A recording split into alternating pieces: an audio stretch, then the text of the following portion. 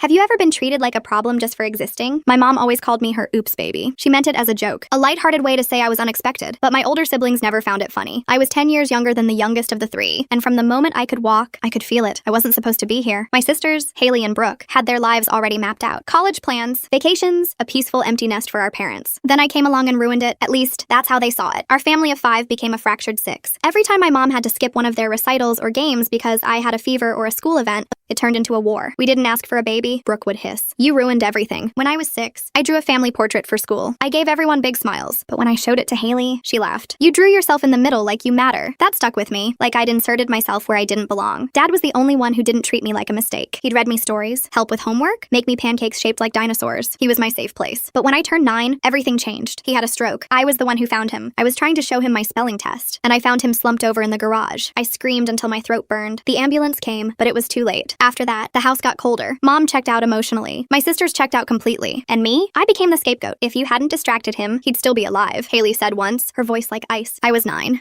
years old and convinced I had killed my father. Every time Mom cried alone in the kitchen, I thought it was my fault. I stopped asking for things. I stopped making noise. I became invisible. At 13, I overheard Brooke telling her boyfriend she wished I had never been born, that I was the glitch that broke our family. I remember going to the bathroom and staring in the mirror, wondering what I'd look like if I were someone they could love. On my 15th birthday, Mom forgot completely. There was no cake, no card, no text. I didn't remind her. I just ate leftovers and watched old videos of Dad making me laugh with his dinosaur pancakes. That night, I wrote a letter, not a goodbye note, just a goodbye to the version of myself that kept trying to be enough for people who never asked for me. I stopped seeking their approval, focused on school, took a job at the library, saved every penny. When I got accepted to college, I didn't tell anyone, just packed and left. 3 years passed with silence. Then out of nowhere, Haley showed up at my dorm with a coffee and a shaky smile. I saw your name on the dean's list, she said. I didn't think you'd actually make it out. I shrugged. Neither did I. She handed me an envelope. Inside was a photo of me and Dad at the zoo. He was holding my hand, grinning like I was the best thing that ever happened to him. He loved you, she said. We didn't know how to handle losing him, and you were the last piece of him. I nodded, but said nothing. Later that night, I read the back of the photo. In Dad's handwriting, my greatest surprise and my biggest joy. For the first time, I believed it. Not because Haley brought it, not because they felt bad, but because I finally realized I was never the mistake. I was just the only one brave enough to stay.